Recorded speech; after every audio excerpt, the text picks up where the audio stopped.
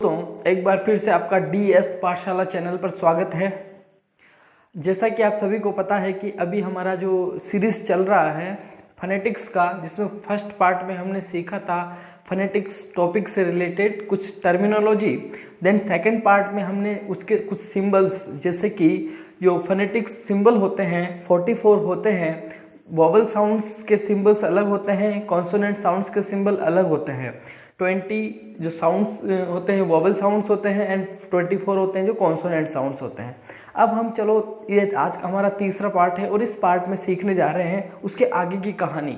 आगे की कहानी में मैं ज़्यादा डिटेल से डिस्कस नहीं करूँगा, फिर भी मैं आपको वो चीज़ डिस्कस करके 100% दूंगा कि जो आपको एग्जाम में आने वाले आपके 5 जो क्वेश्चंस है, चाहे वो लैंग्वेज फर्स्ट के रूप में हो चाहे लैंग्वेज सेकंड के रूप में हो, आपको सोल्व आउट करके देंगे। संक्षिप्त में अगर हम पढ़ें कि वोवल साउंड क्या होता है एंड कॉन्सोनेंट साउंड क्या होता है, तो यहाँ एक चीज़ ध्यान रखनी है आपको। जो वोवल साउंड होते हैं ना, तो वोवल साउंड में जो मुंह से, माउथ से जो हवा निकलती है वो बिना किसी बाधा के निकल जाती है। यानी कि जो मुंह से, जैसे मैंने बोला अ बोलने पर जो हवा थी माउथ की, वो बिना किसी बाधा के, मतलब दांत ना होठ, किसी ने हवा को नहीं रोका, बिना किसी क्लोजर के बंद हुए वो बाहर निकली। जैसे मैं आपको बोलूँगा आ ई ऊ ए आई ओ औ, ये जितने भी वॉवल्स है वो मैंने बोले आपके सामने। तो मेरे ना तो दोनों होठ चिपके ना ही दांत चिपके। It means when air comes out of the mouth, when air comes out of the mouth freely मतलब स्वतंत्र रूप से, without any hurdle और obstacle का मतलब होता है बाधा। जब मुंह से बिना किसी बाधा के हवा स्वतंत्रता के साथ बाहर निकलती है and there is no closure मतलब होता है बंद होना, एयर पैसेज हवा का रास्ता, पैसेज मतलब यहाँ पर रास्ता, हवा का रास्ता भी बंद नहीं होता है। ऐसी स्थिति में वोवल साउंड प्रोड्यूस होता है, वोवल साउंड निकलता है। और इसी के जस्ट अपोजिट हम कंपेयर करेंगे कॉन्सोनेंट साउंड को। कॉन्सोनेंट साउंड में क्या होता है कि हर्डल आएगी, बाधा आएगी, या फिर हम कहें कि जो एयर पैसेज है उसमें क्लोजर होगा। जैसे मैंने बोला क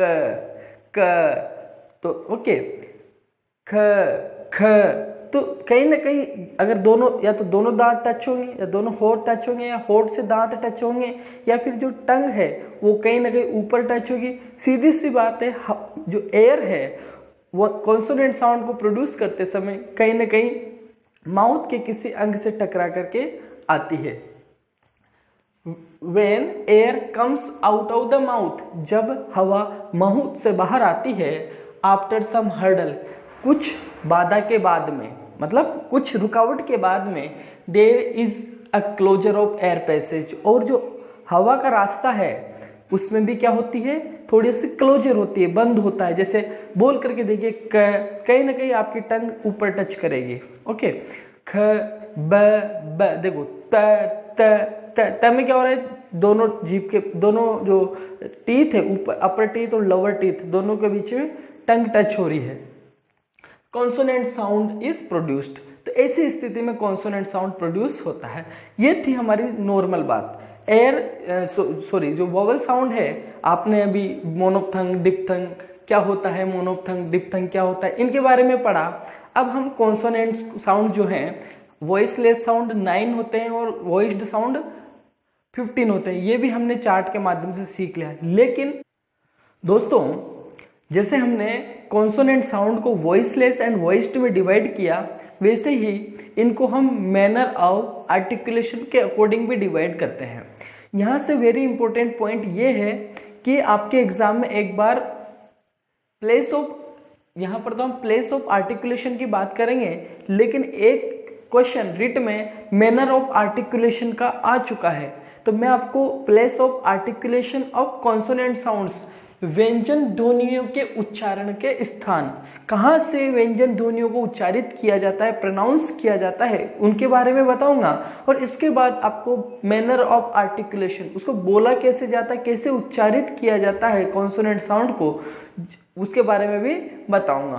तो चलो चलते हैं पहले हम प्लेस ऑफ आर्टिकुलेशन के बारे में समझते हैं कि जो व्यंजन ध्वनियां हैं कैसे निकलती है, कहाँ से पास आउट होती है। संक्षिप्त में आपको सीखना है और बस आपको इतना सा याद रखना है कि बाइलेबियल जो कॉन्सोनेंट साउंड होते हैं कौन कौन से होते हैं, लेबियोडेंटल कौन कौन से होते हैं, ये सभी इसी प्रकार से याद रखना है। तो चलो चलते हैं। हमारा पहला टाइप है बाइलेबियल। बाई का मतलब होता है दो, लेबियल मीन्स होठ के लिए। वो कॉन्सोनेंट साउंड मतलब कॉन्सोनेंट साउंड जिनको दोनों होठों के द्वारा उच्चारित किया जाता है। बाई मतलब दोनों, लेबियल मतलब होठ। तो बाइलेबियल का मतलब जिसमें बोथ लिप्स इस्तेमाल हो, दोनों लिप्स। तो ये बाइलेबियल साउंड्स होते हैं 4। कितने होते हैं? 4। एग्जाम में क्वेश्चन यही आया था, मैनर ऑफ आर्टिकुलेशन में से आया था कि फ्रिकेटिव्स कितने होते हैं। तो फ्रिकेटिव्स 2016 रिट का पेपर उठा करके देख लीजिए, इंग्लिश लैंग्वेज 2 लेवल 2 उसमें आया था। तो इसीलिए मैं आपको ये चीज़ पढ़ा रहा हूँ और आपको पढ़ना होगा क्योंकि बहुत इंपॉर्टेंट है। एक एक प्रश्न बहुत इंपॉर्टेंट होता है दोस्तों सिलेक्शन में। तो ध्यान देना, बाइलेबियल जो होते हैं वो 4 होते हैं, प ब म व। तो देखिए मैंने चारों को उच्चारित किया, प ब म व। तो चारों जो साउंड थे उन चारों साउंड में दोनों होठों का यूज हुआ था। अब हम सेकंड वाला देखते हैं, लेबियोडेंटल। लेबियोडेंटल में क्या होता है कि जो नीचे वाला तो होठ और ऊपर वाला दांत, ये दोनों टच होते हैं। Lower lip upper teeth, lower lip upper teeth, इसमें 2 होते हैं, फ व, फ व, फ व। ओके। देन थर्ड टाइप होता है डेंटल। डेंटल का मतलब जिसमें दांत जो होते हैं टच। ये जो हमारे दोनों टीथ होते हैं ना, अपर टीथ और लोअर टीथ, तो इन दोनों टीथ जब ये मिलते हैं तो यहाँ पर जो टंग है, ये इसका टीप, जो आगे का टीप पॉइंट होता है वो टच होता है। दोनों अपर टीथ और लोअर टीथ जब दोनों टच होते हैं, मिलते हैं, तो वहीं पर जो टीप ऑफ टंग है वो टच होता है, स्पर्श होता है। तो ये संख्या में 2 होते हैं, द थ। देखो that, that, that, this. Okay. तो ये जो साउंड निकलते हैं द थ, theta, thank you, thank you. तो ये जो टंग का टिप होता है वो अपर लोअर टीथ जो दोनों मैच करते हैं, मिक्स होते हैं, मिलते हैं, उस समय उनको टच करते हैं। तो ध्यान देना, डेंटल जो होते हैं कितने होते हैं? 2 होते हैं, थ। देन फोर्थ टाइप है हमारा एल्वियोलर। एल्वियोलर जो होते हैं संख्या में 6 होते हैं, संख्या में 6 होते हैं। तो इसमें पहले ये समझते हैं कि कैसे होता है। द ब्लेड और tip of tongue touches teeth reach. Teeth reach क्या होता है कि जो अपर टीथ होते हैं ना, तो अपर टीथ जहां से निकलते हैं अंदर की साइड पे, आप तो जहां से ये निकल रहे होते हैं यानी कि जड़ जिसे हम बोलते हैं, उस जगह पर जो हमारी टंग है, जीभ है, उसका आगे वाला हिस्सा हल्का सा वहां टच होता है जब हम इनको प्रोनाउंस करते हैं। देखिए बोल करके देखिए, त, द, न, ल, स, ज। तो ये जो 6 साउंड हैं कॉन्सोनेंट, ये 6 साउंड एल्वियोलर में आते हैं। देन हम बात करते हैं 5th नंबर के हमारे पोस्ट एल्वियोलर। पोस्ट एल्वियोलर में क्या होता है, जो टिप ऑफ टंग होता है ना, तो वो पैलेट मतलब होता है तालू, ऊपरी जो तालू होता है, सॉफ्ट तालू होता है और हार्ड तालू। सॉफ्ट पैलेट जो अंदर वाला और हार्ड पैलेट थोड़ा, तो ऊपर वाला जो तालू होता है ना, तो उसके बीचों बीच में जो हमारी जीभ का जो टिप है, आगे का हिस्सा ये वाला, ये तो ऊपर टच होता है। तो ये संख्या में 1 होता है। बोलना र बोल करके देखिए। इसे आर नहीं पढ़ेंगे क्योंकि ये हम अल्फाबेट नहीं पढ़ रहे, हम साउंड पढ़ रहे हैं। इसे र, तो र पढ़ेंगे तो जीभ जो आपकी ऐसे है, ये ऐसे हो जाएगी, ऊपर बीच में टच होगी। तो ये होता है पोस्ट एल्वियोलर जो संख्या में 1 होता है। देन हम बात करते हैं पैलेटो एल्वियोलर। पैलेटो एल्वियोलर जो होते हैं ये 4 होते हैं। पैलेटो एल्वियोलर में क्या होता है, श, ज, तो च, ज। जो वाली स्थिति इसमें थी उसका लगभग मिलता जुलता रूप है। जब आप बोलोगे ना तो आपकी जीभ का जो टिप है वो टीथ, जो अपर टीथ है वहां की जो रीज है, जड़ें हैं, वहां पर टच होगा। इसको पढ़ते हैं श, ज, च, ज। बोल करके देखिए, आपको पता चल जाएगा। पैलेटो एल्वियोलर भी लगभग एल्वियोलर के जैसे प्रोनाउंस होते हैं। ये संख्या में 4 होते हैं। देन पैलेटल, पैलेटल होता है 1, इसको पढ़ते हैं हम, प्रोनाउंस करते हैं य। द फ्रंट ऑफ टंग, जो टंग का ये वाला भाग है, ये वाला, ये हार्ड पैलेट को टच करता है। जो पैलेट होती है एक तो सॉफ्ट यानी कि थोड़ा पीछे की साइड पे, और हार्ड का मतलब थोड़ी कठोर, जो पैलेट है तालू, उसको टच करती है। बोलो य। तो ये आगे का जो भाग है जीभ का, ये ऊपर की तरफ थोड़ा अंदर की साइड पे टच करता है, हार्ड पैलेट को टच करता है। देन 8वें नंबर पे आता है वेलर। वेलर जो है संख्या में 3 होते हैं, क, ग, ng।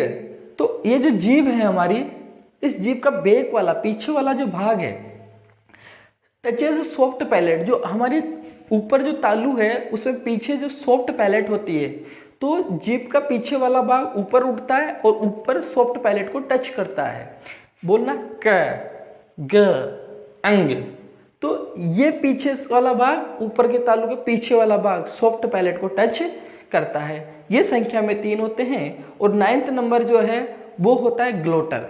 ग्लोटर में क्या होता है, ग्लोटल संख्या में 1 होता है ह। तो ह में क्या, जब हम बोलते हैं तो इसमें कोई भी लगभग ये टच नहीं होते हैं, ये हवा एज इट इज बिना किसी हर्डल के रुकावट के निकल जाती है, ह, ह, ह। तो इस प्रकार से जो हमारे 24 कॉन्सोनेंट साउंड्स थे, काउंट कर लीजिए, 4 2 6, 6 2 8, 8 6 14, 14 1 15, 15 4 19, 19 1 20, 23 एंड 1 24। तो इस प्रकार से जो 24 कॉन्सोनेंट साउंड्स थे उनके प्लेस हमने इस वीडियो में जाने। दोस्तों, कॉन्सोनेंट साउंड को हमने प्लेस ऑफ आर्टिकुलेशन के अकॉर्डिंग डिवाइड किया। अब हम उनको डिवाइड करते हैं मैनर ऑफ आर्टिकुलेशन के अकॉर्डिंग। मैनर ऑफ आर्टिकुलेशन के अकॉर्डिंग ध्यान देना दोस्तों, ये जो 5th नंबर का फ्रिकेटिव्स है, फ्रिकेटिव्स से रिलेटेड क्वेश्चन आपके रिट 2016 में आ चुका है। एक बार मैंने जब C-TET का एग्जाम अटेंड किया था तो उस समय मैंने प्लोसिव का प्रश्न C-TET में पाया था। तो ऐसा नहीं है कि जो चीजें मैं पढ़ा रहा हूँ वो इम्पोर्टेंट नहीं है।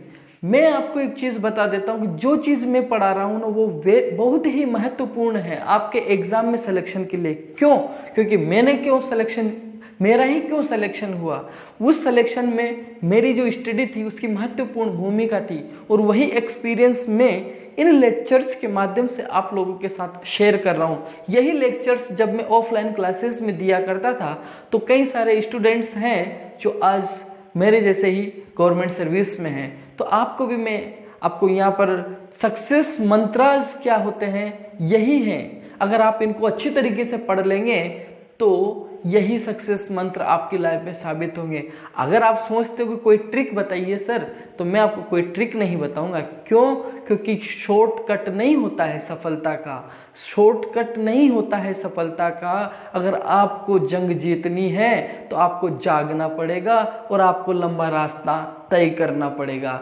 इसी के साथ हम जो है मैनर ऑफ आर्टिकुलेशन इनकी बात करते हैं। देखिए दोस्तों, हम मैनर ऑफ आर्टिकुलेशन की जब बात करते हैं तो पहला टाइप आता है हमारा प्लोसिव्स।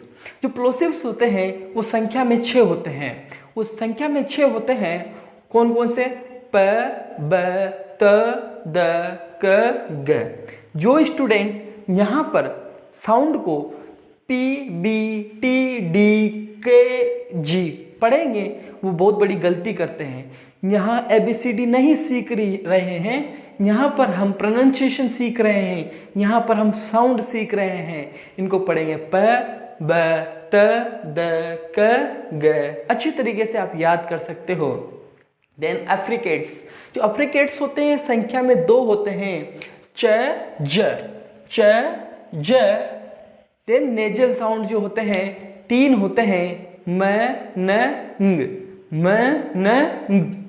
देन लेटरल साउंड जो होते हैं 1 होता है ल। क्या होता है? ल। देन फ्रिकेटिव्स जो कि रिट 2016 के प्रश्न में आ चुका है। ये संख्या में 9 होते हैं। फ, व, द, थ, श, स, ज, श, य, ह। देन फ्रिक्शनलेस जो साउंड होते हैं वो संख्या में 1 होते हैं, र। इससे कोई स्टूडेंट आ नहीं पड़ेगा यहाँ, र। देन सेमी वोवल य, व। तो ये दोनों साउंड जो होते हैं सेमी वोवल होते हैं। और जब हम फ्रिक्शनलेस और सेमी वोवल, एक बार एग्जाम में ये प्रश्न देखा था मैंने, अप्रोक्सीमेंट्स कितने होते हैं, तो अप्रोक्सीमेंट्स संख्या में 3 होते हैं दोस्तों। और जो फ्रिक्शनलेस साउंड और सेमी वोवल साउंड है, इन दोनों को मिला दिया जाए, जैसे र,